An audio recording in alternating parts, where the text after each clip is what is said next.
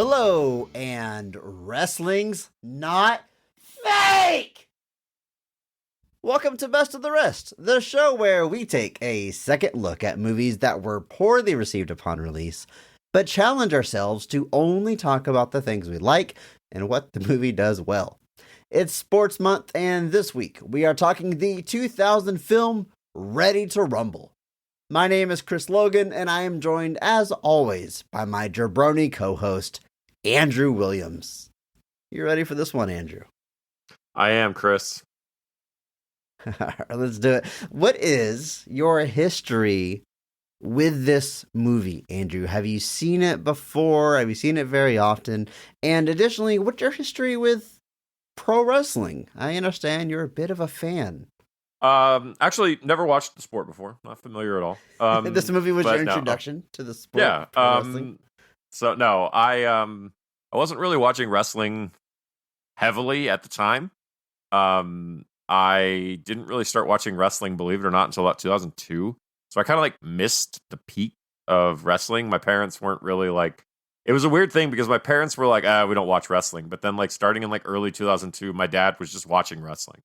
And I was like, oh, I guess this is what we do now. Like, I really remember like coming in probably right around WrestleMania 18. And like, I remember all my friends went to WrestleMania 17, it was in Houston. And that Monday, everybody was wearing Stone Cold shirts and stuff. And, yeah, and then I've, been watching on and off ever since. I watch a little bit of everything. I try to, just try to keep current with, there's just so much to wrestling to watch now. It's more than one person can handle. But this movie, even when I started watching, was kind of like this like running gag of just like that movie WCW made less than a year before they went out of business. Because WCW does go out of business literally less than a calendar year after this movie comes out. Wild. It's crazy to think about. And so like, I actually remember I had like a version of this like taped off TV, where I had like haphazardly tried to pause the record during commercials so that I didn't have to watch the commercials when I watched it back. And so it was this weird chopped up version of it, but it's also wild that like some of the scenes that weren't included and whole like subplots that were cut out, it was very crazy. I guess just, cut for time or whatever. But yeah, I've definitely seen this movie before. Have watched it many times since then. Cannot pretend that they were all with noble intentions. But it is definitely one of those things that I think every wrestling fan has seen at least once at this point. Absolutely. And I mean, I was kind of being coy about knowing you're a wrestling fan. Andrew, you and I talk about wrestling every day of our lives, every day since we've been friends.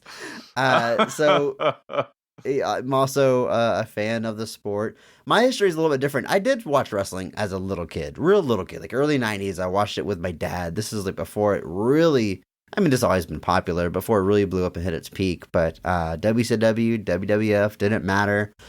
Bret Hart was my guy, me and my dad's favorite wrestler.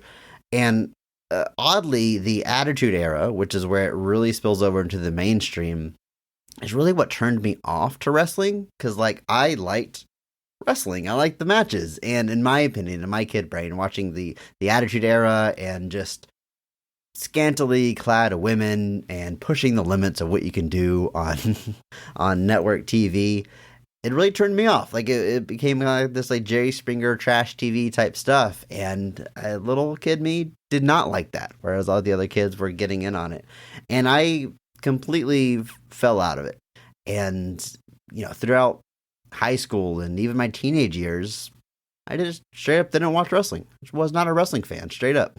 And then at some point in my 20s, I just came back around to it. I don't know. It's weird to be like it's not weird to be an adult wrestling fan, but it's weird to like get into it or get back into it as an adult, because typically, most people get hooked as kids and just never leave. But yeah, about 2013, I started watching again very regularly. CM Punk, the pipe bomb. I mean, I am not the only one who was roped back in with with him and his story, and we were off to the races ever since then. Huge wrestling fan. I have, believe it or not, trained in a professional wrestling school for an extended period of time. So, like, I feel like I know a thing or two about this sport, Andrew, which brings me to a very important question. Andrew, it's sports month of our podcast.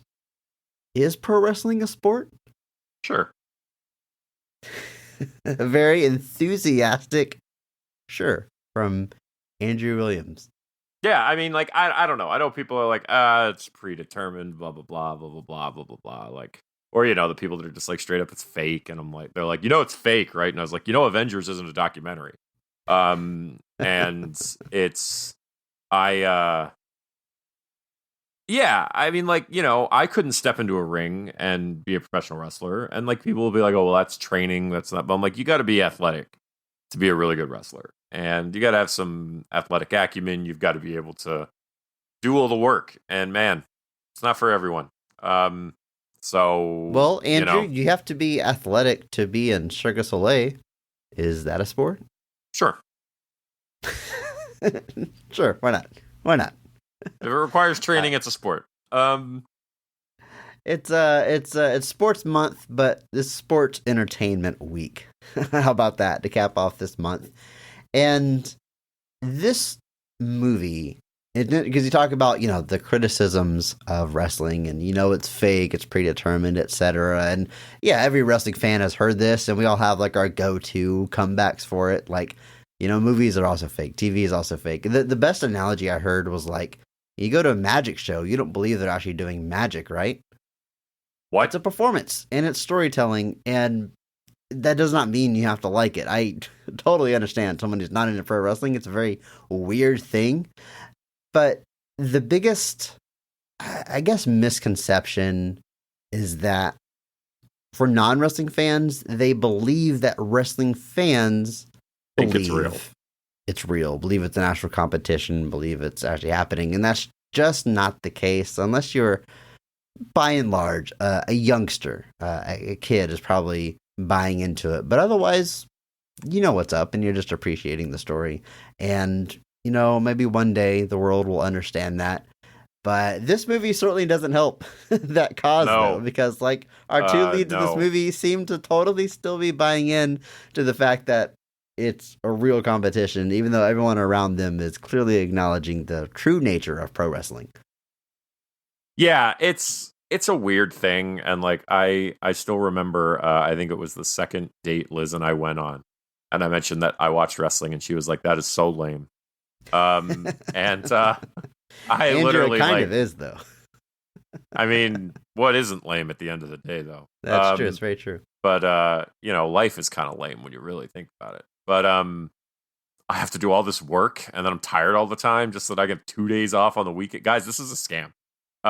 It's a complete scam. But no, yeah. And so, I mean, like, you always deal with the criticism, especially as wrestling, like, fell out of favor. Like, especially as you get into, like, I got into wrestling at, like I said, WrestleMania 18. And that's, like, when the decline is, like, in. Like, we're pretty much out at that point. The Rock has stopped being a full-time wrestler.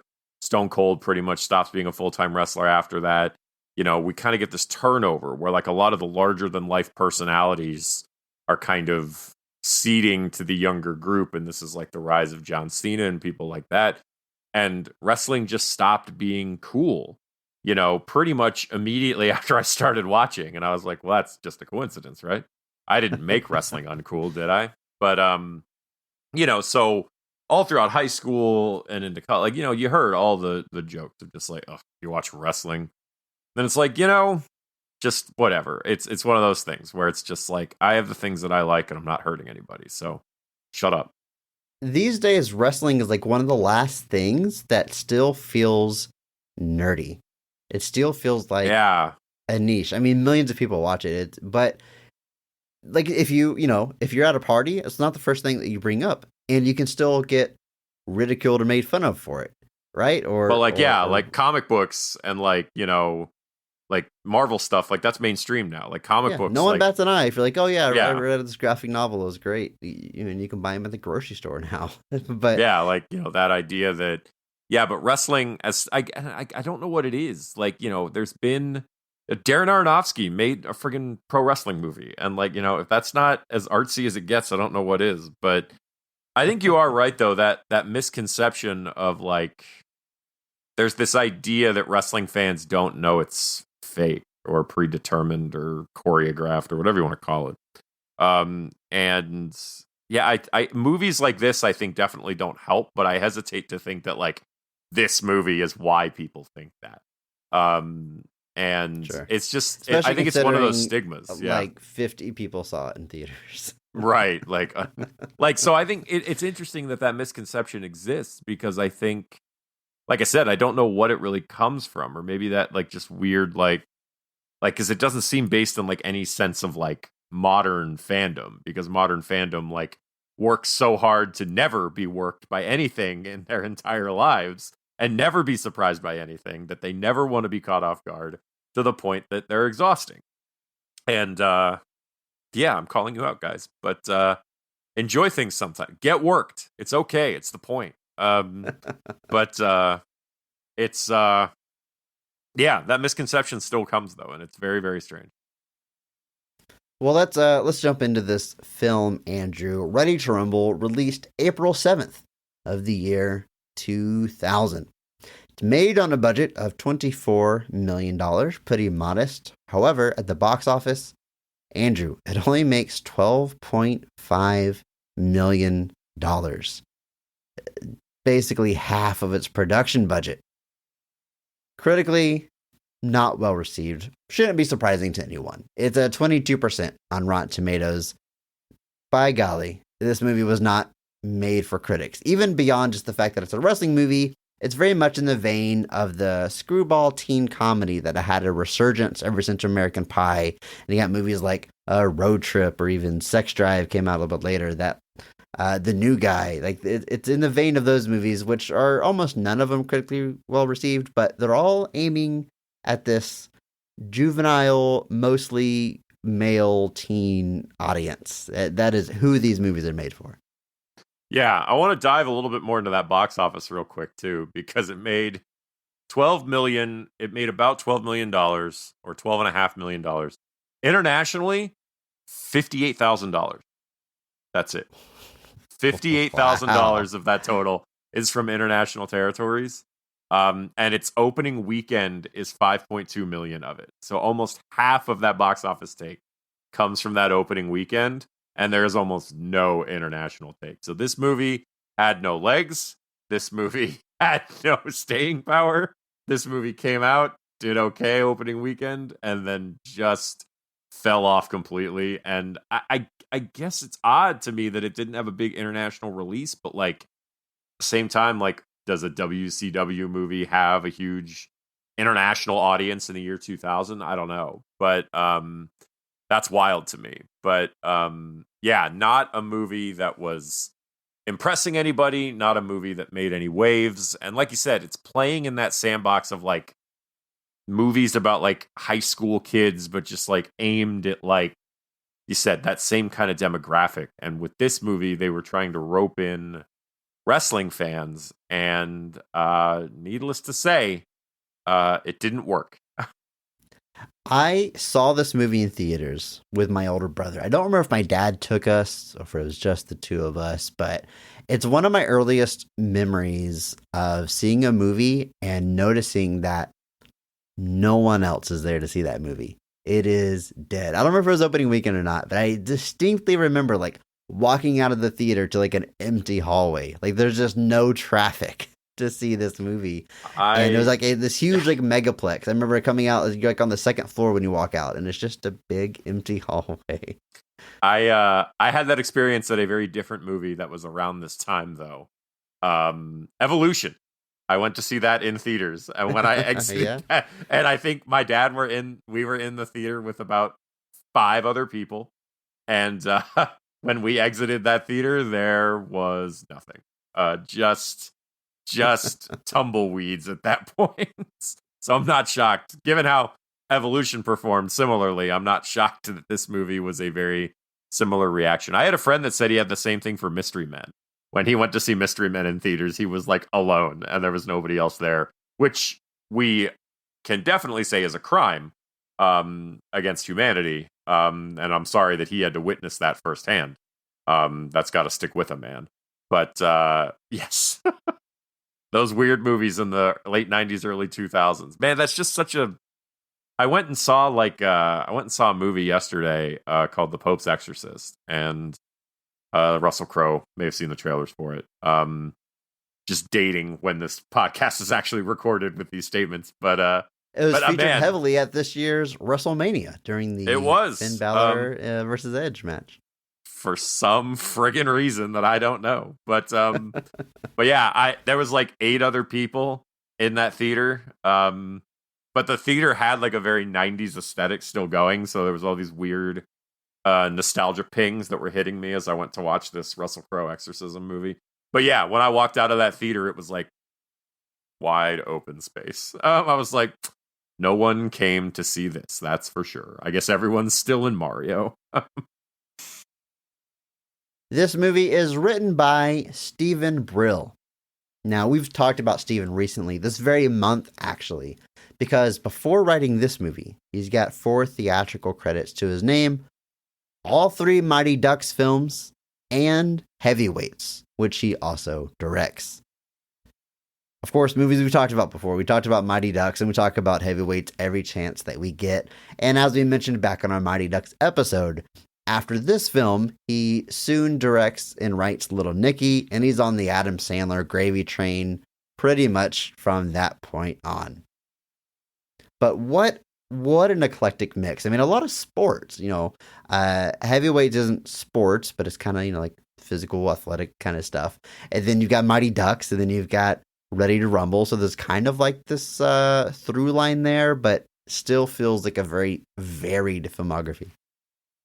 Yeah, it is. Like you said, you got Mighty Ducks there to start with Heavyweights thrown in the middle, and we've talked about how Heavyweights has a lot of the Mighty Ducks DNA in it, from its cast to just kind of the general underdogs overcoming the really good sports guys. Yeah, once he does Little Nicky, though, obviously there's a significant change in direction. He's got Little Nicky and Mr. Deeds there with Adam Sandler back to back. Just recently did Sandy Wexler and Hubie Halloween back with Adam Sandler back to back. Like he's made for life now, because if it's one thing I'll say for Adam Sandler, he keeps all of his friends working consistently. And you know what? There's something to say for that. In a business where it's about who you know, Adam Sandler's a good guy to know. Yeah, and just the general sense of, I'm going to take care of my guys. I know that makes some people mad, and obviously I know that the quality of his films is definitely something people debate, but you know what? Who else is going to make sure Alan Covert works the rest of his life? #IPP. Andrew, this movie is directed by Brian Robbins, who is currently, today, in the year 2023, President and CEO of Paramount Pictures and Nickelodeon. What? He is a very important person, and he directed Ready to Rumble. Dude, you know what else he directed? Good Burger. Yeah, you know what else he directed? Varsity Blues. Exactly. My God, what an eclectic filmography. Also directs Hardball, a movie that I talk about all the time, seemingly great movie, hard to recommend though, very tough watch. But eclectic filmography for sure. It kind of comes up through the Nickelodeon system, produces a lot of the Nickelodeon television shows, as we just mentioned, directs the cinematic classic Good Burger, which is getting a sequel soon. Man, what a weird timeline we are in. Andrew, I assume you've got like his filmography pulled up. You're on Wiki or something. Yes. He also directs The Shaggy Dog. And Andrew, I need you to look at the poster for The Shaggy Dog. That is a dog with Tim Allen's eyes. That is freaking me out. Horrifying. Holy hell. I vaguely remember this movie coming out based on that poster. I guess Tim Allen gets turned into a dog, but the poster is a dog, a shaggy dog with human eyes, and it is absolutely terrifying. This man also goes on to direct Norbit, and Meet Dave. Two very famous flops. Andrew, there's a chance that we're talking about this man again. Yeah, he seemingly gets in. Stephen Brill gets in the Adam Sandler orbit. It looks like Brian Robbins here, at least in the 2007-8 period, got in the Eddie Murphy orbit because he directs 3 different Eddie Murphy films in those years: Norbit, Meet Dave, and then 1,000 Words, which doesn't come out until 2012, but was filmed back in 2008. So for some reason there, he got caught up in the Eddie Murphy circle.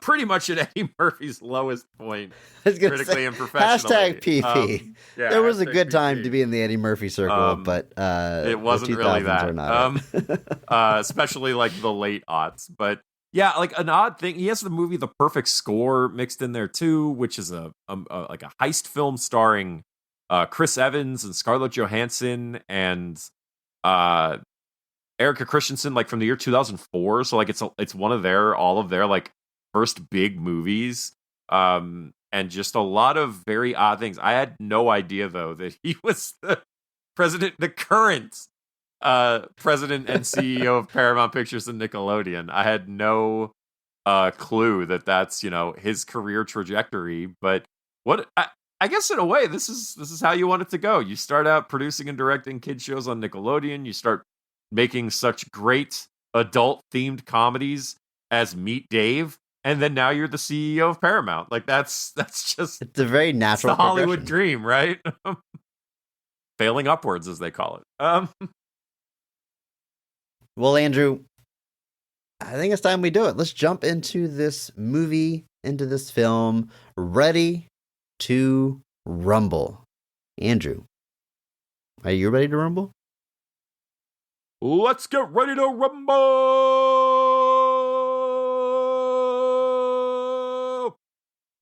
Great, Andrew. We're getting sued for $5 million now. Thanks.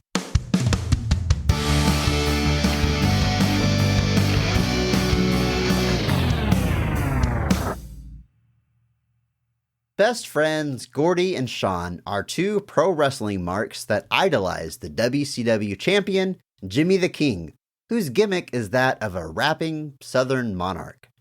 While they are in attendance at WCW Monday Nitro, Diamond Dallas Page goes into business for himself during a match with King, going as far as shooting on the King until he gets color. Jimmy the King is fired from WCW by sleazy manager Titus Sinclair, but Gordy and Sean embark on a mission to find Jimmy and help him get his receipt against DDP. When Jimmy attacks Sinclair and DDP backstage at a show, the crowd assumes it's a work, and Sinclair sets up the rematch at the next pay-per-view in a triple cage match for the title. After getting stretched by an old-school trainer, Jimmy arrives at the pay-per-view with a new kayfabe posse and is ready to take on DDP and his stable. Chris, I hate you. I'm sure we've got listeners that maybe aren't pro wrestling fans. I try to throw as many insider terms into that synopsis as possible. And if you are a fan of pro wrestling, please don't use those words unironically. You look goofy. #PP. But hey, that is the story we got here. We got it laid out here. As I mentioned, kind of in the intro, this movie, it kind of, it's open about the secret of pro wrestling. It straight up shows wrestlers calling it in the ring, calling spots. They talk about the finish to the match before, but there's also this plot where, as I mentioned, DDP is he's a villain, and he is legitimately beating up Jimmy the King in the ring on multiple occasions. This is not taking liberties, as some might say, going into business for himself, working stiff, as others may say. It's not exactly something that happens in the real world. You do have wrestlers cross the line at times, but not to the point where it's changing the finish of a match. So it's an exaggeration. But I will say this, I appreciate that this movie isn't entirely in kayfabe, which is to say in storyline, where we all pretend like this is an actual competition happening in the ring. So I appreciate that it doesn't go that far. I think that would be very hard to make a film like that you can take seriously at all, which is funny. It's not like I take this film very seriously, but it is a Right. goofy teen comedy. I mean, but I don't know. I don't know if I completely, because it's odd, because to me the movie feels like it's trying to have it both ways. Like it feels like half of the movie is like, it feels like that first sequence up to a point we're kind of in on the point. We're like, we're talking about the finish. They're in the ring, they're calling the spots, they're going back and forth. All of that straightforward, playing it pretty open with, okay, wrestling is we're planning it out. We know what the finish is. We're doing our thing. But then, like, from the minute Paige turns on King, which to be fair is like 20, 30 minutes into the movie, from that point on, it seems to be treating it as real. Like at that point, it's real fights, and Jimmy King has to get in shape to be able to really beat Diamond Dallas Page. And like, it's such a strange dichotomy because, like I said, on one half, it's like the movie is saying, we get it. Wrestling's not real. These are just super fans that are kind of here. But then, like, from a certain point, the movie kind of pivots and does seem to be treating the movie as real. It's very, very weird and creates, I think, part of one of the biggest, like, just like, I don't know, the dissonances in the film where, like, there's just these two, like, competing ideas that just don't quite seem to know how to interact together. It's weird because, like, our two heroes, Gordy and Sean, clearly buy into wrestling still. They believe, right. And some of the best jokes are them clearly and naively buying into, like, what they read in an autobiography or storylines on TV, and the people around them are like, wait, you think that's real? Like, the reaction to by the people around them as they're saying these things are some of the best laughs in the movie. But all together, it's like this movie is kind of making fun of wrestling fans. Like, the biggest wrestling fans are absolute idiots. Almost all wrestling fans that we see in this movie are dumb or stereotypical hicks or what have you. So, I don't know. Hashtag PP. I guess we're not starting off very strong with the positives. I do enjoy this movie. I got a lot of positives to talk about. Some pretty, like, genuinely funny jokes in this movie that I'm excited to get to. But first things first, Andrew, we've got to talk about this cast, starting with a high point, the best casting and best performance of the film.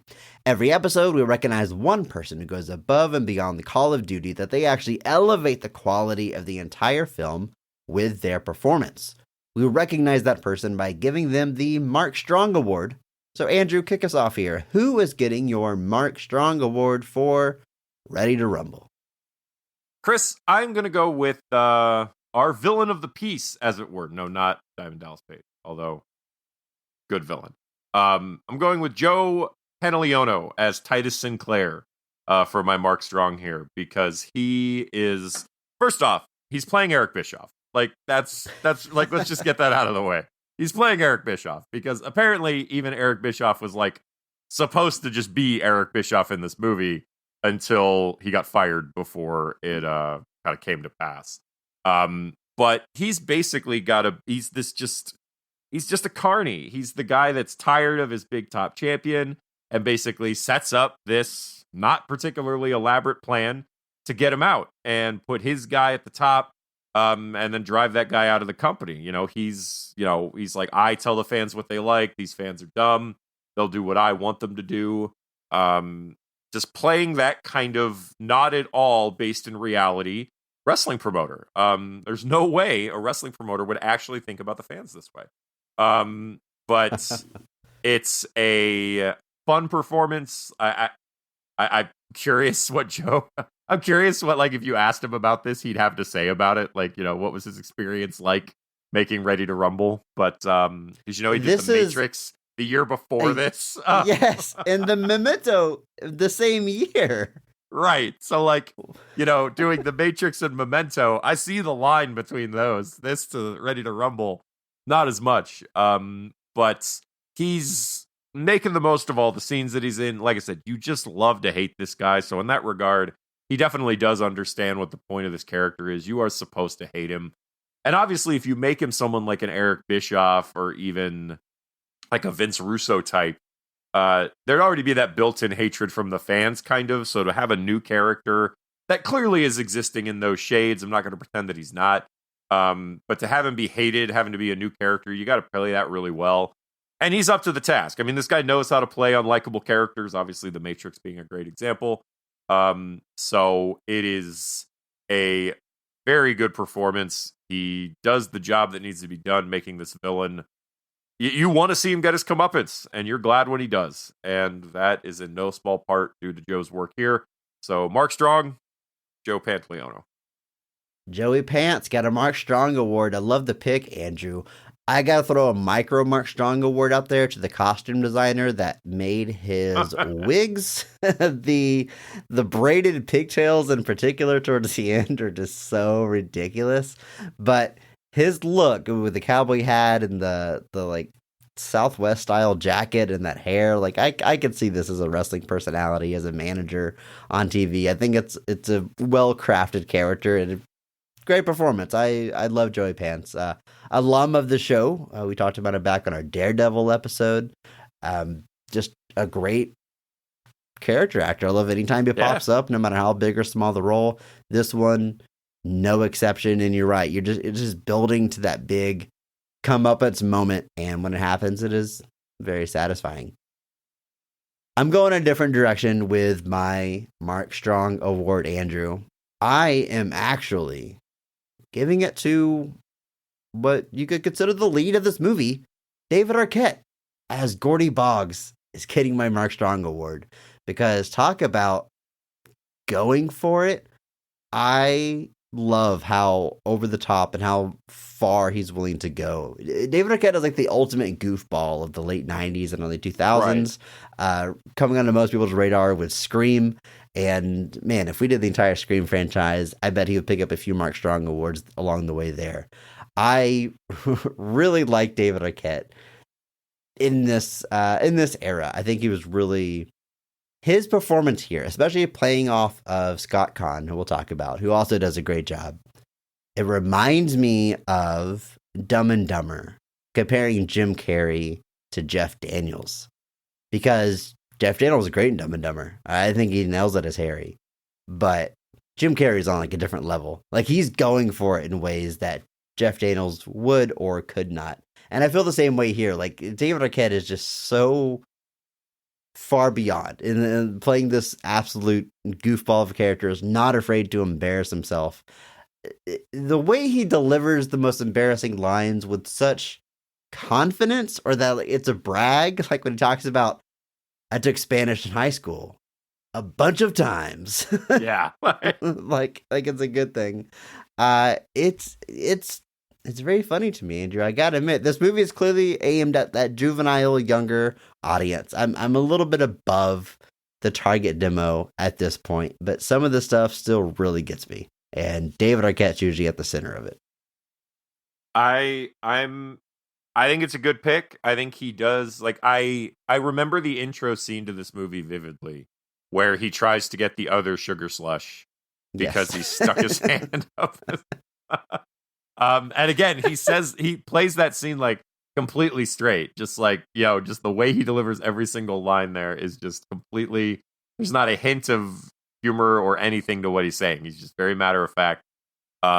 He does great work in this movie. He plays, I mean, for lack of a better word, he plays a mark. He plays a guy who is completely and utterly enamored with pro wrestling. Loves talking about it, loves being involved with it, loves reading about it. He's got the magazines. He's, this is a guy who is seemingly out of high school. I assume by evidence of the fact that he's going to take the police exam and his dad's getting on to get a job. That's still just enamored with pro wrestling. And it can be a tough sell. And like you said, there's times where you think the movie might be making fun of wrestling fans. But I think his character comes off relatively earnest at the same time, with his goals, what he's trying to do, and everything there. Like, he may believe it's real, but it's not, he ends up trying to do the right thing anyway. And so I can't say it's a bad pick. Like I said, I think he does do good work here. I think he plays well off of our entire cast. Obviously, David Arquette himself eventually got into the ring in a real sense decades after this. Obviously, fans may know that not long after this film came out, David Arquette won the WCW Heavyweight Championship in what was voted, in many ways, one of the worst promotional and wrestling decisions in the year 2000. People really that's an all-timer. That's an all-timer worst storyline, I think. Yeah, like that's pretty bad. But in the fact that it was all to promote a movie that had already bombed is really like the cherry on top, because it all happens after the release of this movie, I believe. So it's like it's already a failure, and then they're going out of their way to bring this actor into the sport and give him the title. And to Arquette's credit, he seemingly was against this idea. He didn't really think it was a particularly good idea, but he thought fans wouldn't really go for a non-wrestler winning the championship. But Vince Russo thought it would be great. And then he did donate all the money he made off of that to the families of Owen Hart, Brian Pillman, and Droz, which is a pretty cool thing to do, if you ask me.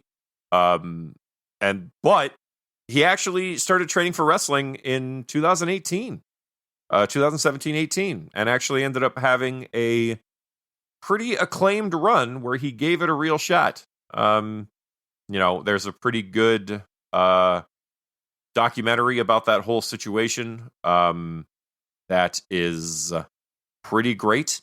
I recommend you guys check that out. Unfortunately, I completely forget what it's called.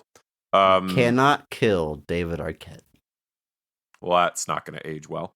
But sorry. But I think that's a cool thing to do. Obviously, you didn't have to do that. And I'm a big fan of David Arquette. Like, I think he gets a lot. He's one of those guys that gets a lot of hate. I don't really think it's justified or warranted. I think when he was casted stuff at this time, he was doing exactly what needed to be done.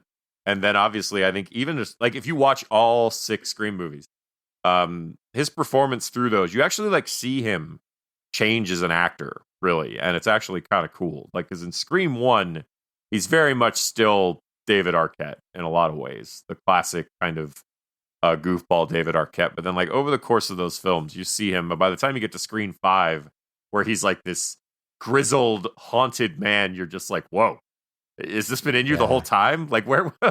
And like you even see other small stuff he did, like Bone Tomahawk, things like that. The dude's got some real chops. I think he's definitely got some stuff that people have slept on throughout his career. But him and Scott Caan basically have to hold this whole movie together, and I think that's not an easy task, but they do the best they can with it. Scott Caan, of course, playing Sean Dawkins, his best friend, along for the ride of this whole journey. And first off, before you talk about his performance, Scott Caan has a pro wrestler's neck, if I've ever seen one. That is his neck and his wall of hair, like in like Ocean's movies. Always the first things I've always noticed about this actor. But David Arquette may be getting my Mark Strong award. I think he plays this role a little bit better, leans into it a little bit more, but that's nothing against Scott Caan, who I also think is really bringing the humor and does really go for it at times.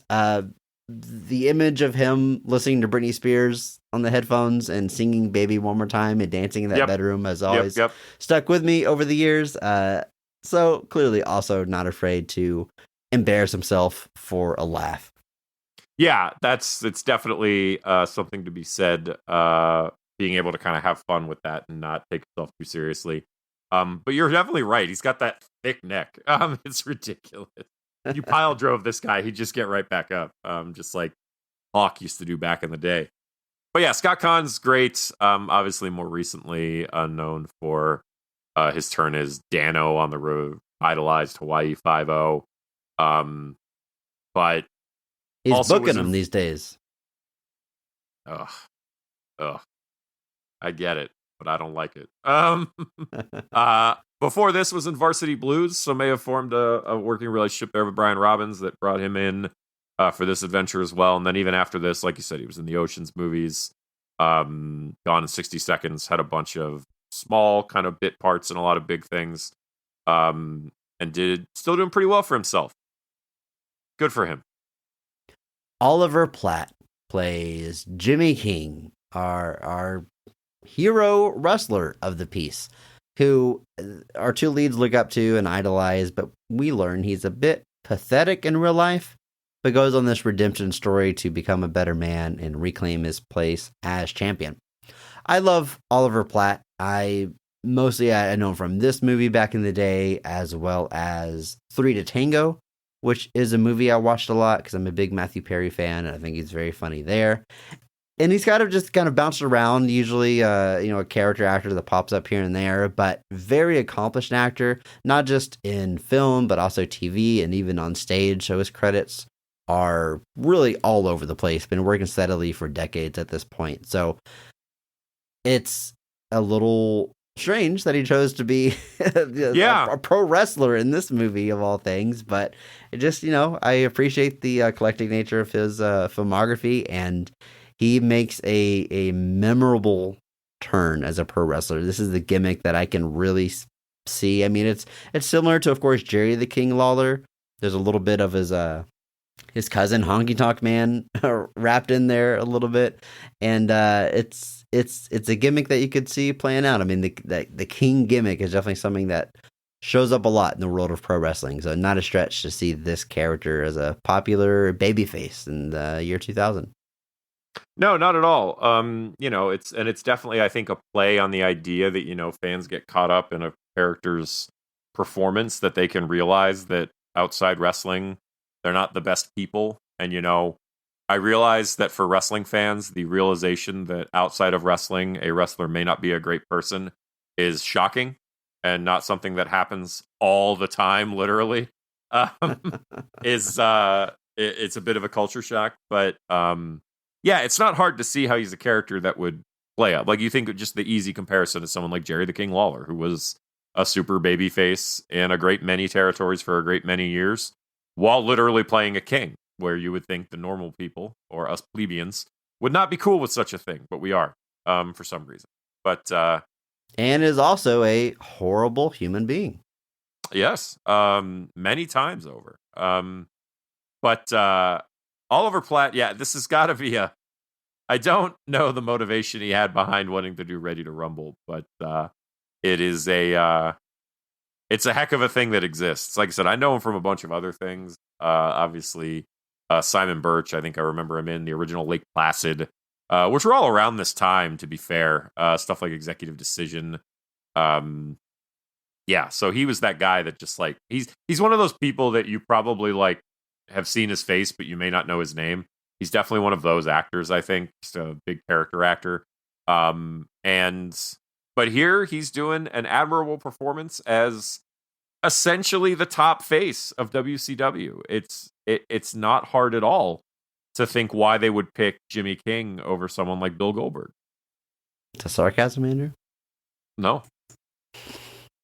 I can't look like Bill Goldberg. I can look like Jimmy the King. I'm on my way. Rose McGowan plays Sasha, a Nitro girl, because at this time, WCW had Nitro girls. They were like cheerleaders / dancers, kind of like In Living Color had the Fly Girls. It's it was a different time, but she's playing this role alongside all of the actual Nitro girls of the time, and she has this sort of side story with Gordy, with David Arquette's character, where they have a romantic relationship, but she's actually, Andrew, a villain. And she is in cahoots with Titus Sinclair, and she's just using Gordy to figure out what their plan is so she can backstab him. And her, along with Sinclair, gets her comeuppance at the end of this movie in a pretty fun and satisfying scene. Yeah, I was reading some trivia that Rose McGowan didn't particularly enjoy her time making this movie. Wasn't, unfortunate. But yeah, she's got a very pseudo-pivotal role here as kind of being Titus's inside source on what's happening with Jimmy King as he tries to prep for his final match with Diamond Dallas Page. You're led to believe that maybe she likes Gordy a little bit for real. You're really not sure. Because like she seems eager to get out of the situation at one point, but then still wants to continue traveling with them. And then at the end of the movie, obviously she tries to reconcile, but Gordy doesn't fall for it. But Yeah, it's Rose McGowan, right at the peak of her powers. So Now, Andrew, we mentioned how it's a bit odd that someone as accomplished as serious of an actor as Oliver I Platt already know who you're is in this talking movie. about. The late, great, truly legend of the screen, Martin Landau, plays Sal Bandini. And Andrew, I freaking love this performance. This is so amazing. It is absolutely wonderful. He's just this kooky old trainer, a type of trope we've seen before, kind of like Rip Torn in Dodgeball. But in this case, in the world of pro wrestling, clearly pulling inspiration from someone like a Stu Hart, who is, he's got that old school mentality of really beating the shit out of you to get you trained. And for whatever reason, even though he's like 90 years old, whenever like pro wrestlers, young athletic trained pro wrestlers try to get the drop on him, he's able to still beat him up for real, Andrew. But it's so silly and goofy, I can't help but laugh. I'm glad that Martin Landau was able to have such a sense of humor about himself at this time. Big R.I.P. to Mr. Landau, but man, I love the character of Sal. Yeah, he's definitely playing in that kind of Stu Hart, Lou Thez, Nick Bockwinkel mindset of like old school wrestlers. That just like you said, we're kind of all about, making sure you earned your spot on the roster by kind of just actually beating you up. But Martin Landau's performance here is great. I mean, like you said, he's a legend. This guy was in North by Northwest, an Alfred Hitchcock classic with Cary Grant, James Mason, and Ava Marie Saint. Like, he's literally done everything. He's got, I think he's got an Academy Award. He's got a Golden Globe. I think those were all for Ed Wood, where he played Bela Lugosi, and like just fantastic performances all around. And it's funny to think that in this movie he's portrayed as like this old man, but I mean he was still like 72 when he made this. It was actually kind of wild. But he's doing a great job here as that trainer. I love pretty much every scene he's in. I love. If he were in this movie more, he would undoubtedly be the Mark Strong for me. Because he is just every scene he's in, he just nails. From like the way he's introduced to him, like just the way he talks about wrestling, like he's in. Like Martin Landau went so much harder on this than he needed to, and the movie is all the better for it. When he's just like, when he's sitting at the hospital and he was talking about all of his ailments, and he's crapping tapioca, and he's like, I feel like a kid again. Like he's excited to be hurt. He's that kind of guy. But it's an absolutely wonderful performance, and the movie is absolutely 100% better off for him being in it.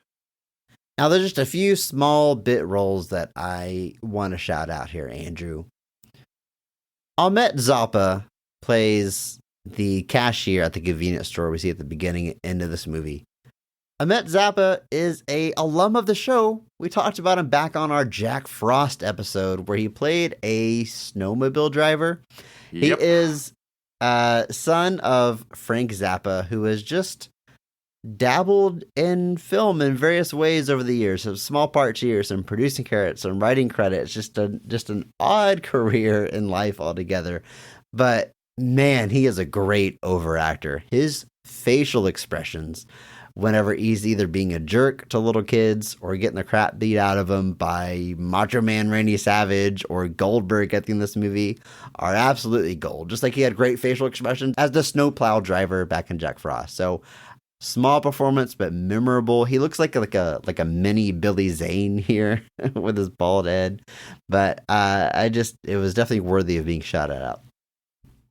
Yeah, absolutely. He's, it's the intro scene of the movie. It kind of turns into this big wrestling fantasy sequence where, fun fact, Oliver Platt accidentally really punched Randy Savage in the face. It is an outtake that is in, I think, the credits of the film, where he actually hits Randy Savage in the face, and he's immediately like, "Oh no!"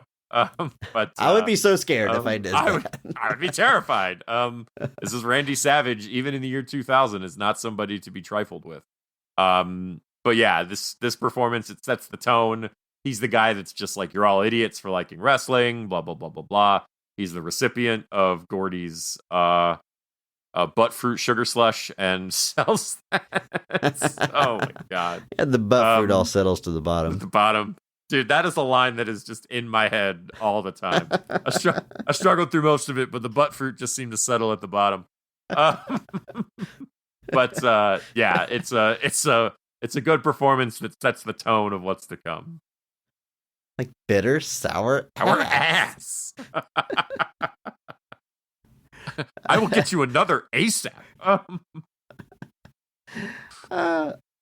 Richard Lineback, I got a shout out as Mr. Boggs. That's Gordy's dad, who was a police officer, who was obsessed with his entire family becoming police officers. He had his wife and daughter become police officers. There's a great shot of the three of them at the dinner table, all in their like Reno 911-esque sergeant gear, top to bottom, with the hat and shades and all, big old aviators.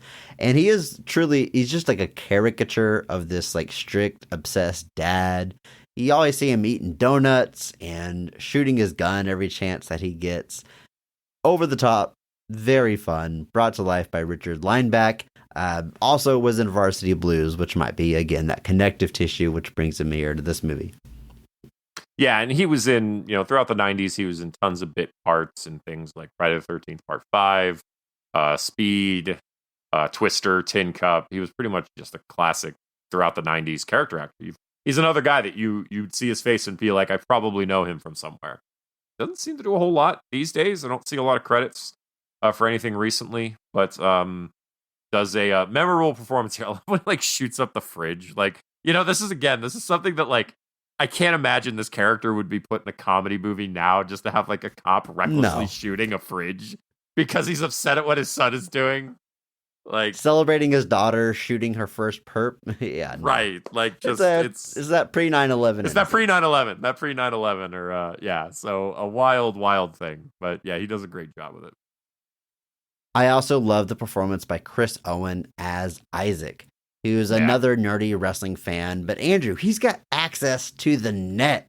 He can look up anything on the internet on his little stupid Apple computer. The IWC, man. Just such a memorable actor. That face, you've seen him in a bunch of things, usually playing like a nerdy teenager. He has a really memorable performance in The Mist. Most people probably know him from the American Pie movies, but he also looks exactly like this kid I went to high school with named Adam Sowsley. I never got to tell Adam that. So Adam, if you're out there, if you're listening, dude, you really look like Chris Owen. I'm sure that made his day. I can't imagine a higher praise than being told you look like Chris Owen. Yeah, ironically enough, he's in American Pie. He's one of the ones in the original kind of 90s teen comedy that we talked about this movie kind of taking inspiration from. And then he appeared in a great many similar films, a lot of the later National Lampoon's film, Van Wilder, Gold Diggers, Dorm Days, appeared in a great many of the American Pie films, including even some of the spin-offs, and apparently was in the last Sharknado. So still out there, still doing his thing. And he's only 42 or 43, which blows my mind. Which means that, like, when he's making all of these movies, he's, like, not even 20 yet. So, wild. And then lastly, Caroline Rhea as Eugenia King, Jimmy King's wife. And estranged wife. Yeah, who knows? Got, like, 2 or 3 scenes. Absolutely hilarious. I've always thought Caroline was very funny. I probably mostly associate her with Sabrina the Teenage Witch. I watched that a bit in the 90s. Yep. But just absolutely so funny and trashy here, and scratching her crotch and talking about crabs and really going for it. A real bit classic of family comedy stuff. Oh. Yeah, really different from her Sabrina character. But I think just makes the most out of the couple scenes that she has for sure. Absolutely. Yeah, she's, like I said, she's playing the kind of estranged wife of Jimmy King, who's kind of upset that with all of his fame, he apparently never came back to take care of his actual family. And it's just a few scenes, but she's making the most of every scene. Makes it memorable. Just like you said, you can't get the image of her scratching at her crotch talking about crabs out of your head once you see it once. It's there forever, folks. And of course, there's just a ton of professional wrestlers in this movie, from cameos to pretty meaty parts. But Andrew, I think we're going to talk about them as we go through these scenes. There's kind of too many to go through now, and it would probably take a while. And we wouldn't be able to help but start talking about our favorite matches of theirs, etc., etc. So we'll get to them as we talk about the scenes of this film. Or we're going to start with the high point, the best scene of the movie, or at least our personal favorite. So Andrew, in your opinion, when is this movie firing on all cylinders? What is your favorite scene of Ready to Rumble? I gotta go with the classic. I gotta go with our finale, kind of our big final match between I almost said Jimmy the King Lawler, but it's between Jimmy King and Diamond Dallas Page. It's the culmination of everything to this point. This is King getting his confidence back and kind of believing that he's capable of doing this, because that's pretty much his story throughout this film, is that he gets ousted from the WCW and basically just goes into hiding. And so this is kind of the big culmination of that. He's got his new posse, complete with Sean as his manager. And throughout the course of the match, our boy Gordy comes back with his new gimmick. I love how they get into wrestling just by appearing with Jimmy King here. Like they apparently are part of the industry now, that just because they showed up for this match. But that's all it takes. It's how it takes. But yeah, it's obviously there's tons of wrestlers that appear here, but this is our big final match between Jimmy and DDP, where our man Jimmy King gets the championship back, surviving the deadly triple cage, which WCW actually used a few times and was equally terrifying. It is. Yeah, it's some scary stuff and just gimmicky as hell. It makes sense as the finale of this movie, but man, #PP, I would never want to actually see a match like that in real life. No. The final bump that DDP takes, since we're using wrestling terms here, he literally falls from like the top of this thing to the mat, which I don't know if you know this, folks, would probably kill a man. So mankind eats your heart out. Yeah, like DDP was like, watch this, Mick Foley. But yeah, it is wild. It is insane. It's got tons of big action, tons of big spots.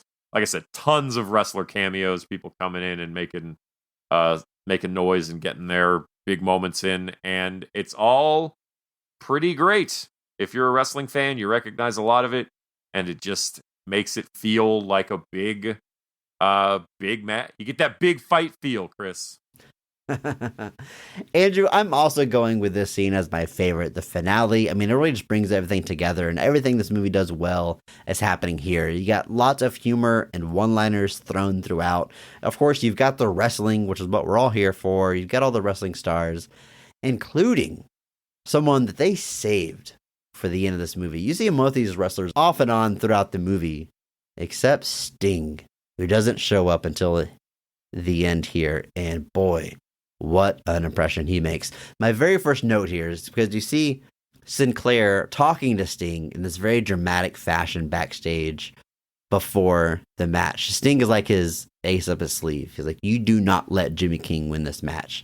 And there's like the spotlight on Sting. He's sitting in this chair. The camera's panning around him.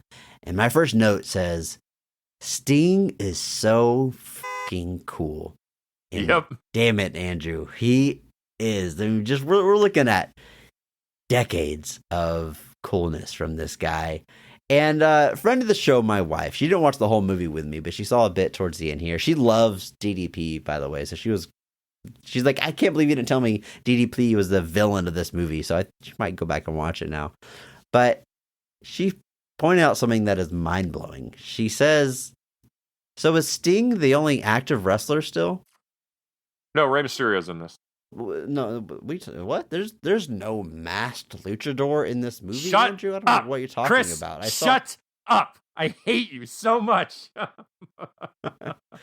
There was this short blonde guy, but that can't be Rey Mysterio, Andrew. No one knows what yeah, he was wearing like yellow camo overalls, which What are you hiding from in yellow camouflage? No, that's okay. Corn? That's a good point. And you could maybe make a case for Goldberg, who hasn't wrestled in a while now, but may wrestle again, but certainly not, I guess, active. Yeah, Rey Mysterio is probably the most active wrestler. He's still out there week to week, which is insane that he's able to do what he does at his age. Recent Hall of Famer. Congrats, Rey Mysterio. Yeah. But, still, Sting, who's 62, 63 now? Yeah. Still taking bumps, man, and still looks as badass as ever. It's unbelievable. The thing that Sting benefits from, and I'll say this, is that Sting basically spent the entirety of the years 2001 to 2006 doing very little, and then in TNA just had a very, very limited schedule that made sure the wear on him was as little as possible. And then after that, obviously, there was the WWE stuff where he only wrestled like 4 times, 3 of which were in like the same week, and didn't do a whole lot there. And then now with AEW, he's being protected pretty largely with tag matches. But the man's protected himself pretty well for the last 20 plus years as far as making sure that he's not in situations where the strain on him is going to be too heavy. And that leads to now. Now, obviously, there was the retirement that we believed he was forced to go through in 2014. He wrestled Seth Rollins. I believe that was 2014. In I was Houston, actually at the match. there. I was there. I was there as well. Yeah. And we thought that we might weren't be there the end for together, Sting. oddly, but No. I was there with Mega Ran. But it was a weird situation where we thought he was going to have to retire, which is unfortunate. I thought the match he was having with Seth. Seth versus Sting is one of those matches that your brain kind of breaks a little bit when you think about the fact that it happened.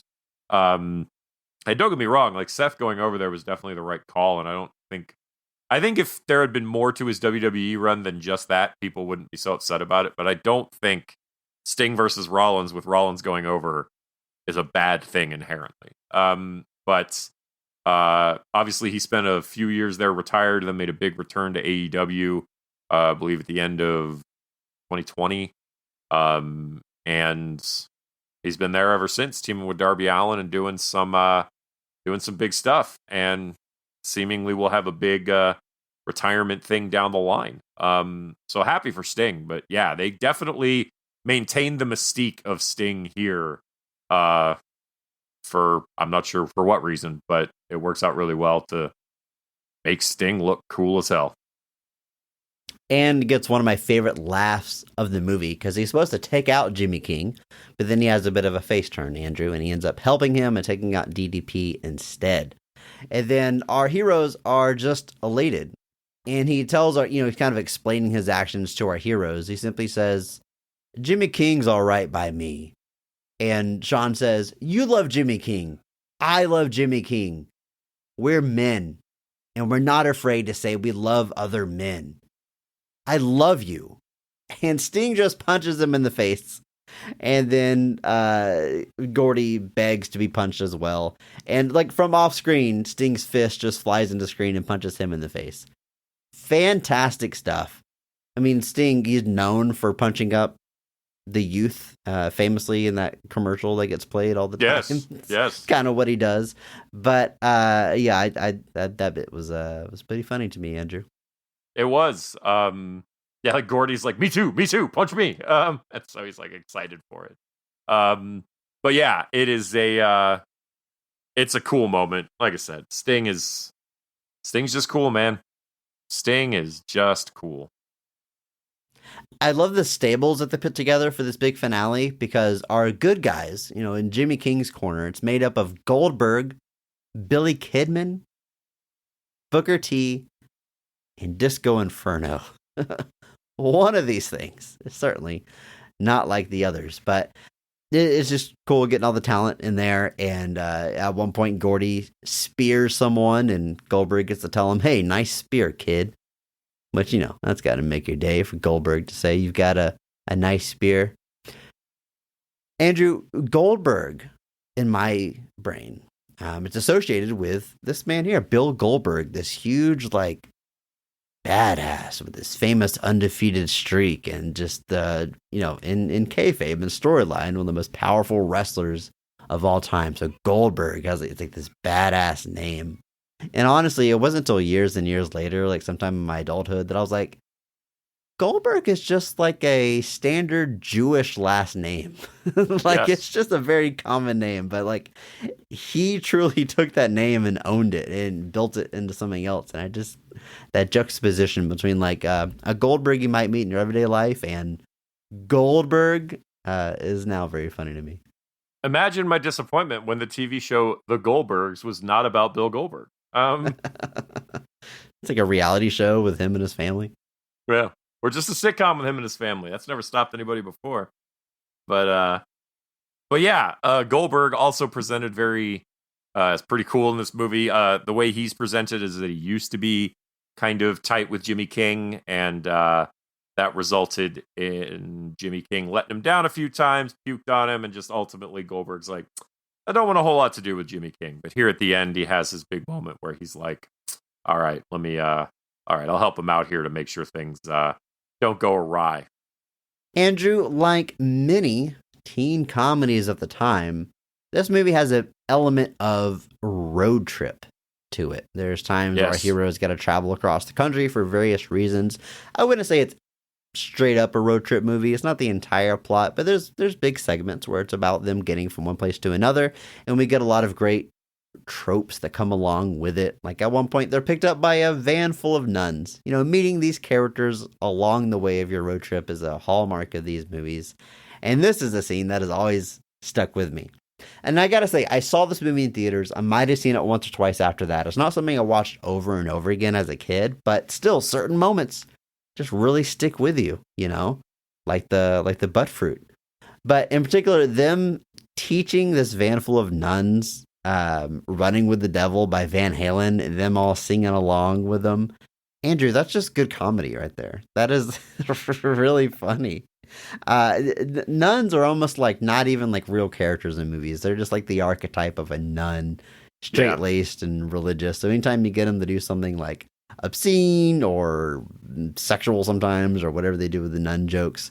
But this one here totally really works. Them all singing and getting along to it, and singing a pretty good rendition of Running with the Devil, if I do say so myself. Pretty good. Yeah, this was a common thing, always running into a group of nuns, because that's just the thing that happens apparently all the time. Nuns are just driving the highways of America looking for hitchhikers. But yeah, the scene of them singing Running with the Devil is also another one that'll just be in my head all the time. And it turns out, Andrew, they have a little discussion after they get off the van and come to the realization that, oh my God, they're farting nuns. Oh, no. The amount of toilet humor in this movie is pretty high, because their day job is, do you even call it septic workers? They empty porta potties. They empty the contents of porta potties and they truck them off to wherever you dispose of that stuff. So there's a lot of toilet humor, but it looks so disgusting.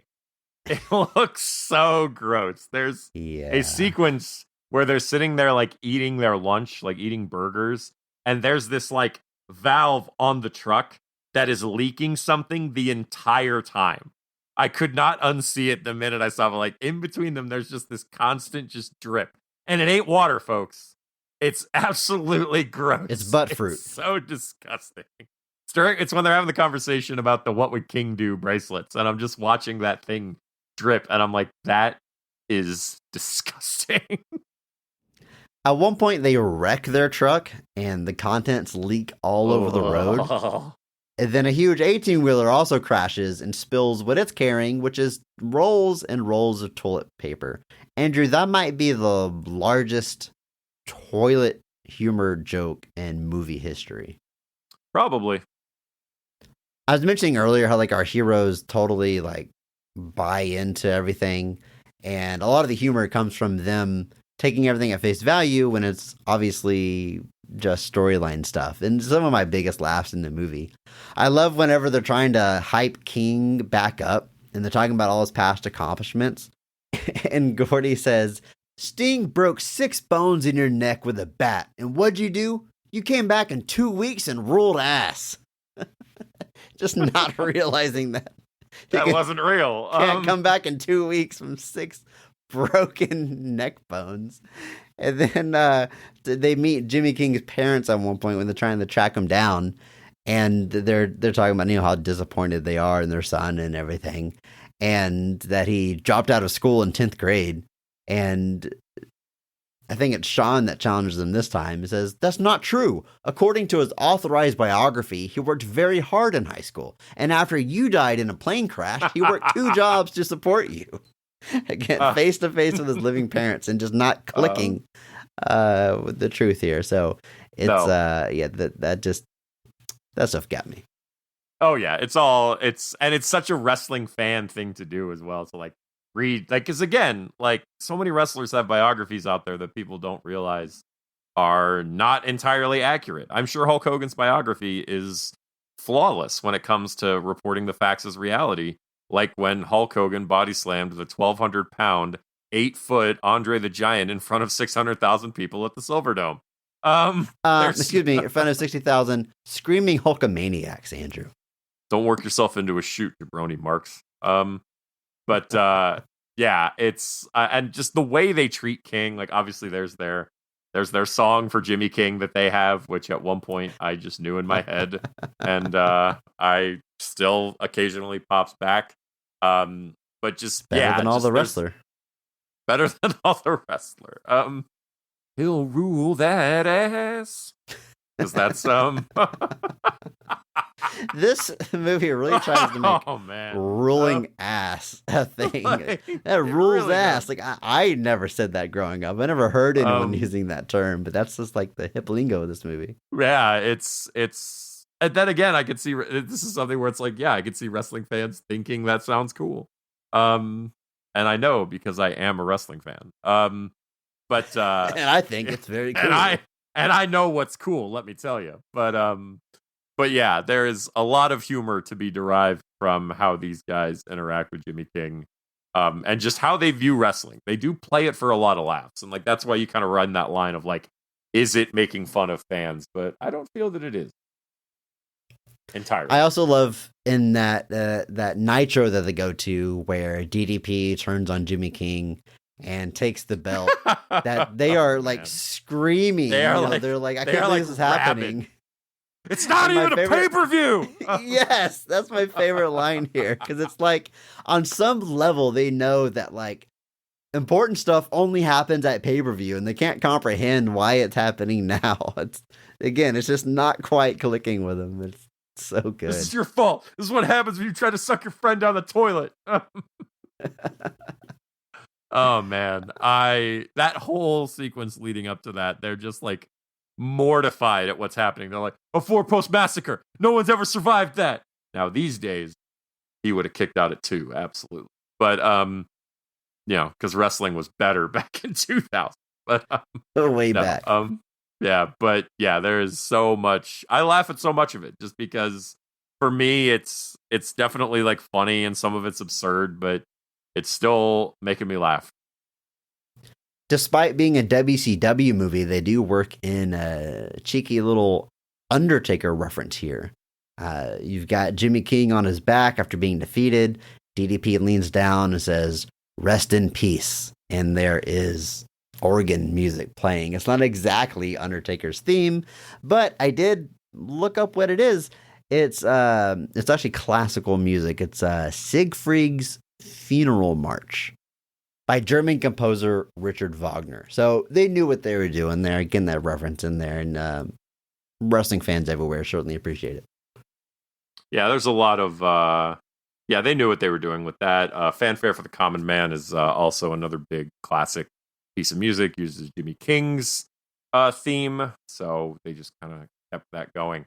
I do find it funny that Perry Saturn is featured in this film relatively prominently. He features both in this intro sequence where the King's men turn on Jimmy King, and he's also one of the wrestlers, along with Sid Vicious, dispatched to take out Sal Bandini, Martin Landau's character. Perry Saturn was no longer with WCW when this movie came out. He had moved over to the WWF and was with the Radicals starting in January of 2000. So I'm a little surprised that I guess that there wasn't a whole lot of money to go back and reshoot all of that.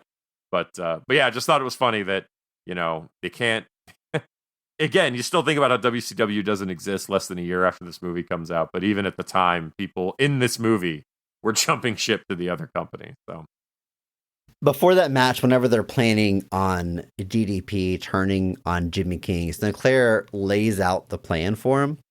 And Andrew, I'm going to get your take on if this is a smarky reference, if you will. Because there is a now famous quote attributed to Hulk Hogan about shooting down creative ideas where he's not in the best light. And he says, "That doesn't work for me, brother." And it's taken on a life of its own at this point. It's become a meme. Well, whenever Sinclair tells DDP the plan to turn on Jimmy King, he says, "That works for me, bro." Which is like the inverse of the Hulk Hogan line. Yeah. Which I don't know if that's intentional or not. That's certainly how I took it, and it got a chuckle out of me. Yeah, I don't know how common that was known at the time that was how Hulk Hogan treated things, but it definitely wouldn't shock me if that was another cheeky reference. Hulk Hogan was still signed by WCW at the time, but does not appear in this film in any capacity, which I do think is interesting. Even Randy Savage only appears briefly. Not sure why. Maybe just Hulk Hogan was like, "Only if I star in it, brother." But I'm sure he asked for a pretty penny. Yeah, pretty penny, and then probably wanted to be featured pretty prominently. Hulk Hogan can't put over another wrestler played by an actor, brother. It's not how he does it. But yeah, I would just assume that was a coincidence. I noticed a couple similarities between this movie and a movie we covered a couple weeks ago, The Replacements. Oh, really? First off, Jimmy King has the line, "I ain't even a has-been. I'm a never was," which is an insult that's thrown around in The Replacements. It is.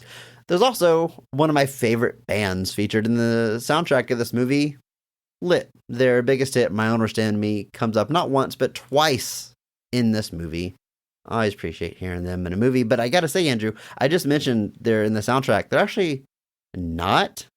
It has that song played twice in the movie, but the official soundtrack album for this movie does not have Lit on it, which I don't understand how these things work. How you license it to be in your movie, but don't put it on the soundtrack. Probably a money thing, but thankfully we got Ba with the Ba included on that soundtrack, the classic by Kid Rock that we all needed. It's a very early 2000s soundtrack. It Offspring, Biff Naked, House of Pain, POD, Papa Roach. Yeah. Songs of the time. Yeah, I think I texted you and I was like, man, if I had a nickel for every time we covered a movie during Sports Month that featured Lit on the soundtrack, I'd have 2 nickels. Which isn't a lot, but it's weird it happened twice. 2 different songs by Lit, no less. Yeah. But yeah, quite a eclectic, very 2000s soundtrack. Apparently, it's got like an orchestral version of Sting's theme on it, which I might have to buy it now. We'll see. This movie does a lot of, fan service for fans of wrestling, because of course it does. There's a lot of jokes that are just like genuine jokes that can work in any comedy, but also a lot of specific wrestling stuff, which I appreciate both of them. So I'm going to give you my example of my favorite wrestling joke and my favorite overall joke in this movie. Andrew, you ready? Yes. I mentioned earlier the line about him speaking Spanish because he says, "Buenos nachos." She says, "I didn't know you speak Spanish." And he said, "Yeah, I took it in high school a bunch of times." During that scene with their big hot date, they eventually make it to the bedroom, and Rose McGowan's character reveals her chest. And they're speaking in wrestling terms, and when she does that, because they're pretending they're in a wrestling match, he says, "Foreign objects," and he punches her in the face. Very stupid, but Andrew, yes. Very funny. Yes. And probably my favorite overall joke, like this could work in absolutely any comedy. I thought it was, God, it really got me. Sean heads back to town, their hometown, and there was kind of this subplot where he's really into this one girl, but she wants nothing to do with him. Meanwhile, there's another girl who's a wrestling fan that is into Sean, and he never pays any attention to her. Well, when he goes back to town, suddenly Brittany, the girl that was not into him and played by Kid Rock's little sister, suddenly wants to be with him. He blows her off and instead goes to the girl that liked him all along. And he's very sweet. He says, I was thinking about you and how you're always really nice to me. And I was thinking, I should be a lot nicer back. So I got you something. And he gives her this gift that's wrapped. She unwraps it. And it's a Hard Rock Cafe shirt from New York. Just the most stupid, generic souvenir you could ever give to someone. And it's the center of his big romantic gesture. But she loves it too. Like she loves it. I so into it. That was very good. And that was such a thing at a certain time too. Like people would go, like you would want the shirts from the locations of the places people went. I remember friends having Hard Rock Cafe t-shirts, even though the food at Hard Rock Cafe was always aggressively okay. #PP. It's that whole sequence though is really really quite fun. Shout out to Melanie Deanne Moore, who plays Wendy, the girl that he ends up with in that sequence, who's also a wrestling fan that he kind of avoided for that reason, and then kind of learns that, you know what, don't run from it. It's good. But those are two great jokes. I love that sequence where he's doing this. She says, "Oh, Gord, I didn't know you spoke Spanish," and he was like, "Yeah, I took it in high school a bunch of times." And she was like, "Are you fluent?" And he like puts his hand to his head and goes, "No, I feel fine." That's the kind of stuff that David Arquette is just so good at. It's so dumb, but it works so well. Just like he's literally whatever facade he was doing just completely drops, and he's just like, "No, I'm fine." Him just trying to eat the food, where he's like trying to stab the things with the chopsticks because he can't figure out how they work. Just the definition of class, honestly. Andrew, I gotta say, I enjoy this movie. It is dumb. It is juvenile. It's all the things that someone who doesn't like it would probably describe it as. I agree, but ultimately, it's making me laugh. And it is. You know, if you want to be harsh, there's some criticism, the stuff that doesn't age well, stuff of the time, all the usual stuff you might say about a early 2000s raunchy comedy. But it's still the wrestling stuff for me genuinely works. I think they ride the line pretty well. It gets, like I said, a little blurry with whether or not we're in kayfabe or not, but I still think it by and large works. I think they use the wrestling talent very well. Like DDP gets a pretty meaty part. Ultimately, he's still playing DDP and he does a good job. Like none of these wrestlers ever feel like really stiff or out of place. Stiff in acting terms, not wrestling terms. But they all fit in very naturally because by and large, they're just asking them to do what they're doing every week anyway. And I think it's very smart of the script to do that. Where Jimmy King, the one wrestler who does need like an emotional arc and acting scenes, they brought in an actor, which was smart, and they just surround him with the actual talent of the time, all used very well. I mean, we talked about most of them. I do want to get the RAPs out there. RIP to Randy Savage, Bam Bam Bigelow, and Kurt Hennig. I also want to shout out our stunt doubles for our performers. You have David Arquette was doubled by Shane Helms, so got to give him credit for stepping in and being able to do that. And Chris Kanyon was the stunt double for Oliver Platt. And one last RAP to Chris Kanyon, who tragically passed away in 2010. Canyon definitely doing the work here for Oliver Platt, having to take a lot of punishment from various wrestlers, and he does a great job with it. I did also see that Scott Conn apparently did his own stunts for this movie. I have no idea how true that is, but it is interesting that nobody shouted out as his stunt double. So maybe Scott Conn's the one that needs to make that late stage return to the ring. You know, I genuinely believe that if they took it seriously, a David Arquette, Scott Conn tag team would probably attract some attention.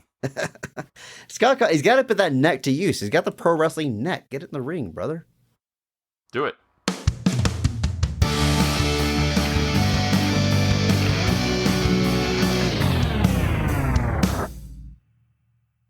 Well, Andrew, thus concludes Sports Month. Another month down, and we're moving on into May with a whole new category.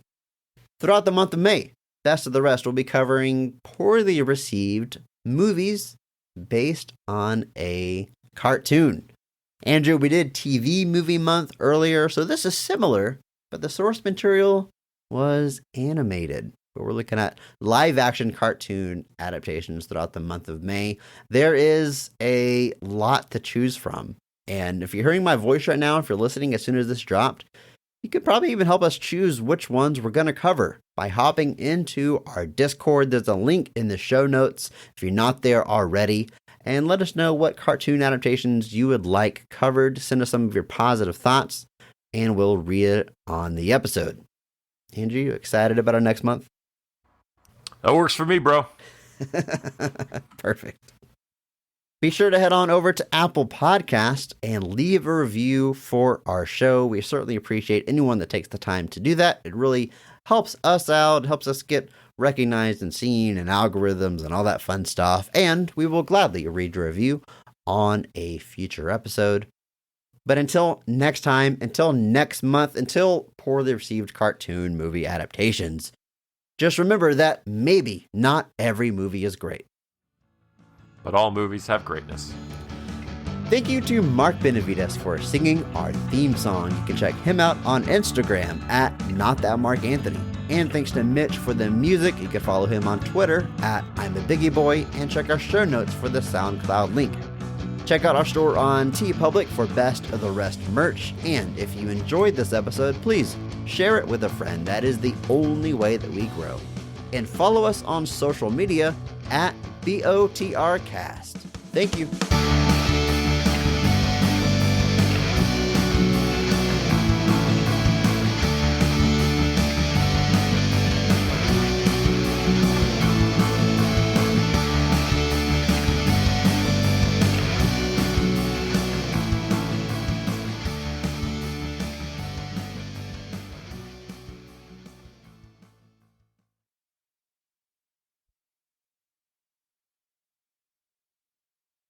Best friends Gordy and Sean are two pro wrestling marks that idolize the WCW champion, Jimmy the King, whose gimmick is that of a rapping Southern monarch. While they are in attendance at WCW Monday Nitro, Diamond Dallas Page goes into business for himself during a match with King, going as far as shooting on the King until he gets color. Jimmy the King is fired from WCW.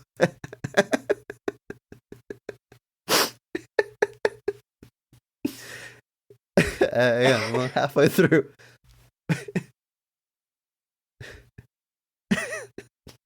Keep going.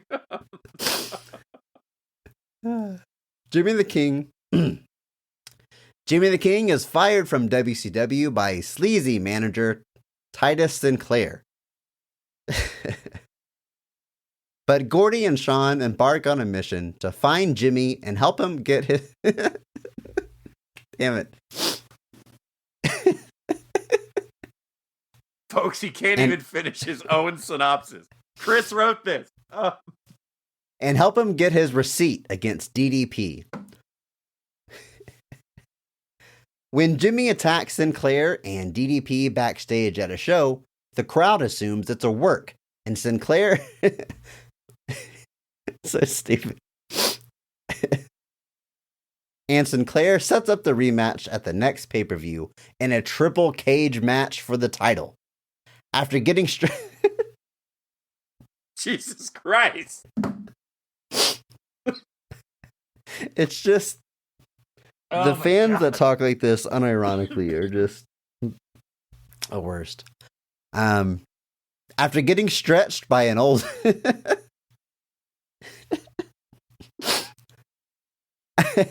Dude, say it. Speak clearly. After getting stretched by an old school trainer, Jimmy arrives at the pay-per-view with a new kayfabe posse and is ready to take on DDP and his stable. Chris, I hate you. I don't know how I'm going to edit that together. I'm I crying have laughing. no reading idea. it. I truly, honestly have no idea. Like, you couldn't say a single line of that with a straight face. And I'm just over here collapsing.